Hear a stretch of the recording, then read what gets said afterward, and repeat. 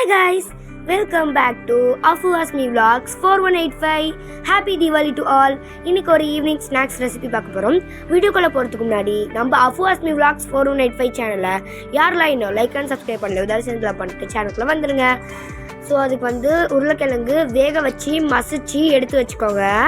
அதில் bread grams, onions, coriander leaves, அப்புறம் 1 spoon chilli powder இதெல்லாம் ஆட் பண்ணிக்கிட்டு வச்சுக்கோங்க. இப்போ நெக்ஸ்ட் இன்க்ரீடியன்ட் என்னன்னு பார்த்தீங்கன்னா சால்ட். இதை நான் ஒரு கைப்பிடி அளவு ஒரு கொஞ்சோண்டு எடுத்துக்கிறேன். அதை எடுத்து நம்ம ஆட் பண்ணிவிட்டு நெக்ஸ்ட்டு பார்த்தீங்கன்னா டர்மரிக் ஆட் பண்ண போகிறோம். அது ஒரு குட்டி ஸ்பூனில் கொஞ்சமாக தான் நான் ஆட் பண்ணுறேன். அந்த மஞ்சத்தூள் அது இருக்கிற மாதிரி அந்த இதில் இருக்கிற மாதிரி நல்லா டர்மரிக். நெக்ஸ்ட்டு பார்த்தீங்கன்னா கரம் மசாலா அண்ட் அதுக்கப்புறம் பிளாக் பெப்பர் போட்டுட்டு நல்லா பிசைஞ்சிக்கோங்க. அதை நீங்கள் கையை வச்சு சப்பாத்தி மாவு பிசைகிற மாதிரி பிசைஞ்சிக்கோங்க. சப்பாத்தி மாவு பதம் வரணும் நம்மளுக்கு, அந்த அளவு பிசைஞ்சிக்கோங்க. ஃபஸ்ட்டு ஸ்டார்டிங்கில் பிசையும் போது கொஞ்சம் உதிராகும், ஏன்னா அந்த கொரியண்டர் லீவ்ஸ் இருக்குல்ல, ஸோ அதனால. பட் நீங்கள் அந்த கொரியண்டர் லீவ்ஸையும் தாண்டி அந்த ஆனியன்ஸ்லாம் தாண்டி நீங்கள் நல்லா பிசையணும். கீழே இருக்கிற அந்த லாஸ்ட் லேயர் இருக்குல்ல, அந்த பொட்டேட்டோ லேயர், அதெல்லாம் நல்ல மேலே குறைச்சி வரணும். அந்த அளவு நம்ம பிசையணும். அந்த அளவு நம்ம பிசையணும்.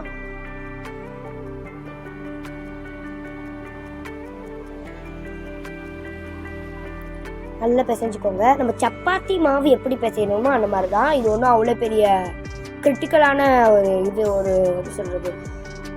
ஒரு சேலஞ்செலாம் கிடையாது. இது நார்மலாக சப்பாத்தி மாவு பிசைகிற மாதிரி தான் நம்ம பிசைய போகிறோம். நல்லா பிசைஞ்சி இந்த ஸ்டேஜ் அளவு வரணும். நான் சொல்கிற ஸ்டேஜ் அளவு நல்லா பிசைங்க, கைவிடாமல் பிசைங்க. இந்த நடுவில் நம்ம மசிச்சு வச்ச உருளைக்கிழங்கு நடுவில் பெருசாக இருக்கும், பட் நீங்கள் அதெல்லாம் நல்லா குறைச்சி வச்சுக்கோங்க. ஓகே, இப்போ இது கரெக்டான ஸ்டேஜ். இது எடுத்து வச்சுக்கலாம். ஸோ இது தீபாவளி டைம்னால எங்கள் வீட்டு பக்கத்தில் பட்டாசு வெடிக்கிறாங்க. அதனால் கொஞ்சம் உங்களுக்கு சவுண்டு கொஞ்சம் டிஸ்டர்பாக இருக்கும். என் வாய்ஸ் வர சில இதில் கேட்காது. இந்த வீடியோ பார்த்துட்டு இருக்கவங்களுக்கு ஐம் ஸோ சாரி. நீங்கள் இந்த சவுண்டெல்லாம் காதில் வாங்கிக்காதீங்க, என் வாய்ஸை மட்டும் கேளுங்க. இப்போ நம்ம ஒரு பேனில் ஸ்டவ் ஆன் பண்ணிவிட்டு ஆயில் சேர்த்துக்கலாம். எதுக்குன்னு பார்த்தீங்கன்னா அந்த பொரிக்கிறதுக்கு சூடு பண்ணுறதுக்காக. ஓகேவா? அதுக்காக தான்.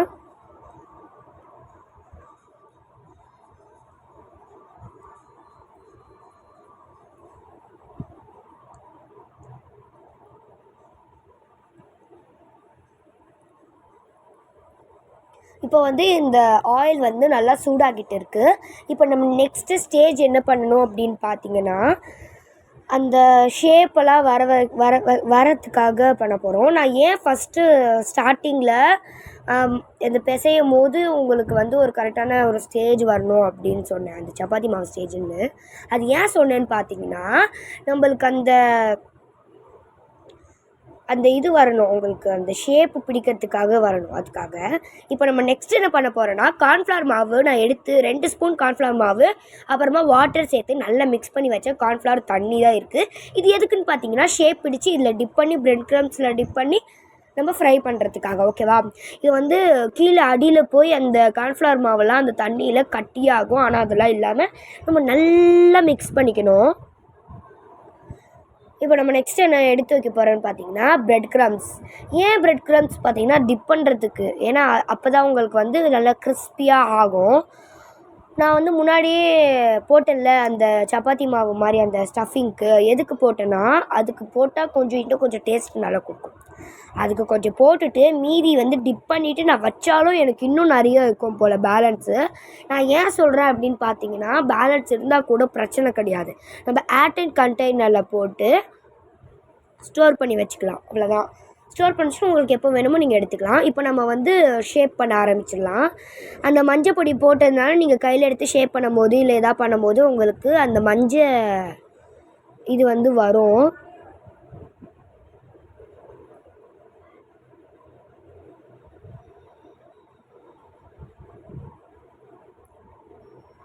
இப்போ வந்து நான் வந்து ஒரு சிக்கன் நகட்ஸ் ஷேப்புக்கு அந்த வர வச்சுருக்கேன், ஒரு ட்ரையாங்கிள் ஷேப். அதுக்கு நம்ம ஈவனாக அந்த 3 சைட்ஸும் ஈவனாக இருக்கணும். இப்போ நம்ம அந்த கார்ன்ஃப்ளவர் மாவில் டிப் பண்ணி, இந்த வாட்டரில் டிப் பண்ணி, பிரெட் க்ரம்ஸில் டிப் பண்ணி எடுத்து வச்சுக்கலாம். இதே மாதிரி நான் நிறைய பண்ணுறேன் பாருங்கள். வந்து இந்த ட்ரையாங்கிள் ஷேப்புன்னு இல்லை, நம்ம எந்த ஷேப் வேணால் பண்ணிக்கலாம்.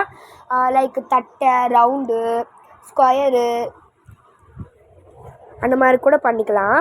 ஒரு பிரச்சனையுமே இல்லை நம்மளுக்கு.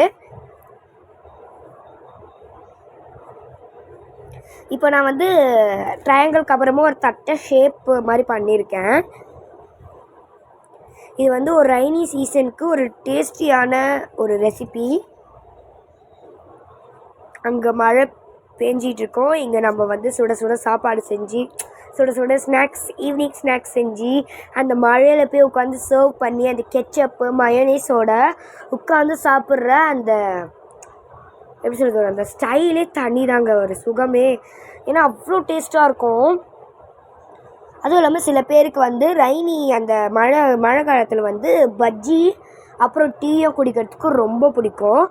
அதில் நானும் ஒருத்தி, எனக்கும் ரொம்பவே பிடிக்கும். இந்த மழைலாம் பெஞ்சிட்டு இருக்கும் போது சுட சுட வீட்லேயே பஜ்ஜி போட்டு சாப்பிட்றது, அப்புறமா டீ குடிக்கிறது, அதெல்லாம் ரொம்ப பிடிக்கும். நான் டீ குடிக்க மாட்டேன், காஃபி தான் குடிப்பேன். காஃபி இல்லை மில்க் அந்த மாதிரி குடிக்கிறது ரொம்ப நல்லாயிருக்கும். அந்த மாதிரி தாங்க இந்த ரெசிபியும்.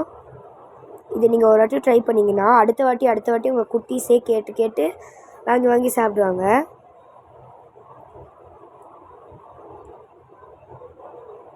இப்போ இதை நல்லா டிப் பண்ணி எடுத்துக்கோங்க. நம்ம ஏன் கார்ன்ஃப்ளவர் மாவில் டிப் பண்ணுறோம், அந்த வாட்டரில் டிப் பண்ணுறோம் அப்படின்னு பார்த்தீங்கன்னா, அதில் டிப் பண்ணி நம்ம பிரெட் க்ரம்ஸில் டிப் பண்ணால் பிரெட் க்ரம்ஸ் வந்து அப்படியே ஒட்டிக்கும் மேலே. ஸோ அதுக்காக தான்.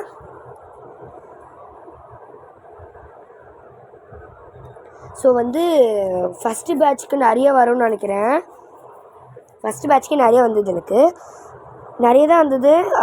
கரெக்டாக சாப்பிட்ற மாதிரி, நிறைய பேர் சாப்பிட்ற மாதிரி வந்தது. உங்கள் வீட்டில் கெஸ்ட்டோ இல்லை யாராவது வந்தாங்கன்னா உங்கள் வீட்டில் ப்ரெட்டோ அப்புறமா பொட்டேட்டோவோ இருந்தால் மட்டும் போதும். நீங்கள் இந்த ரெசிப்பியை 5 to 10 மினிட்ஸில் செஞ்சு முடிச்சிடலாங்க. மற்ற எல்லா இன்க்ரீடியன்ஸும் நம்ம வீட்லேயே இருக்கும். பட் இந்த ப்ரெட்டும் அந்த பொட்டேட்டோவும் அந்த 2 இன்க்ரீடியன்ட்ஸ் மட்டும் இருந்தால் போதும். நம்ம வீட்டில் ஈஸியாக குட்டீஸ்க்கோ இல்லை கெஸ்ட்டு வந்தாங்கன்னா அவங்களுக்கு சர்வ் பண்ணுறதுக்கோ அப்படின்னு நம்ம செஞ்சு கொடுக்கலாம். இவ்வளோ கஷ்டம்லாம் இல்லை, இது ரொம்பவே ஈஸியான வேலை. ஆனால் நீங்கள் என்ன பண்ணணுன்னா, அந்த பொரிக்கும் போது கூட அந்த பொரிக்கிறதுக்கு மட்டும் கொஞ்சம் கேர்ஃபுல்லாக பொரிக்கணும். ஏன்னா வந்து அந்த எண்ணெய் தெறிக்கும், மேலே தெரிச்சு சூடுபடும், அதுக்கு தான் சொல்கிறது. ஸோ இப்போ தான் கொஞ்சம் பட்டாசு சத்தம்லாம் இல்லாமல் கொஞ்சம் ஃப்ரீயாக இருக்குது. இவ்வளோ நேரம் வரைக்கும் மார்னிங்லேருந்து நைட் 8:30 9 o'clock தெரில, அது வரைக்கும் வந்து நல்ல சவுண்டாக இருந்தது. இப்போ கொஞ்சம் பரவாயில்ல. சரி, நான் கூட வீடியோ வாய்ஸ் கொடுக்கும்போது அந்த கிராக்கர் சவுண்டு கேட்கும், டிஸ்டர்பாக இருக்கும்னு நினச்சேன். பட் பரவாயில்ல. இப்போ நம்ம வந்து என்ன பண்ண போகிறோன்னா, அதை ஃப்ரை பண்ண போகிறோம். ஃபஸ்ட்டு பேட்சே எனக்கு எவ்வளோ வந்தது பார்த்தீங்களா? இது வந்து கொஞ்சம் பெரிய பேன்னாலும் நான் நிறைய போடுறேன். உங்களுக்கு குட்டி பேனை தான் 2 போட்டு பொரிச்சிக்கலாம், ஒரு அவசரமும் இல்லை. ஆனால் என்ன, உங்கள் ரெண்டுமே அந்த ஒரு கட்லெட்டும் 2 ஒட்டக்கூடாது ஒன்று. ஸோ அது மட்டும் கொஞ்சம் நீங்கள் பார்த்து பண்ணணும். இது வந்து கோல்டன் ப்ரௌன் கலரில் ஆகிற வரைக்கும் நம்ம நல்லா ஃப்ரை பண்ணணும். ஒரு பக்கம் திருப்பி போடணும்.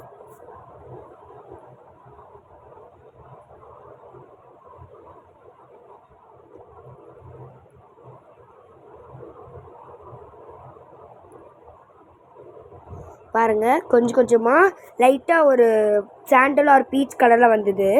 அண்ட் அதுக்கப்புறமா இப்போ கொஞ்சமாக லைட் ப்ரௌனாக ஆகி கோல்டன் ப்ரௌன் கலரில் ஆகிடும். செம்மையான ரெசிபி இதெல்லாம். வீடியோ நீங்கள் கண்டிப்பாக சேவ் பண்ணி வச்சுக்கோங்க.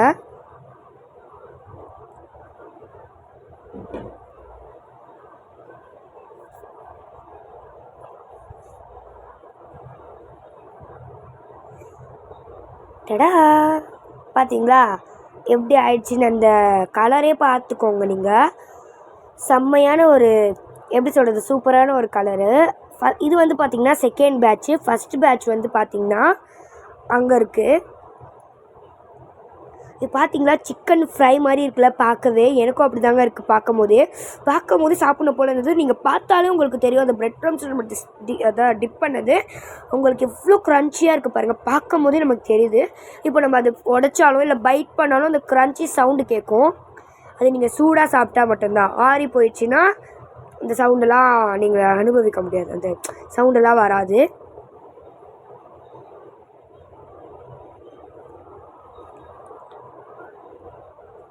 இப்போ பாருங்கள், இப்போ வந்து இது ரெண்டுத்தையும் ஒரு கட்லெட் எடுத்து உரசி பார்த்தா கூட அந்த சவுண்டு கேட்கும், அந்த க்ரன்ச்சஸ் சவுண்டு. இப்போ நான் ஒன்று டேஸ்ட் பண்ணி காமிக்கிறேன் பாருங்கள். உள்ளே அந்த பொட்டேட்டோ ஸ்டஃபிங் செம்மையாக, அந்த ஆனியனோட டேஸ்ட்டாக, அந்த நம்ம போட்ட chilli powder, salt, garam masala, black pepper,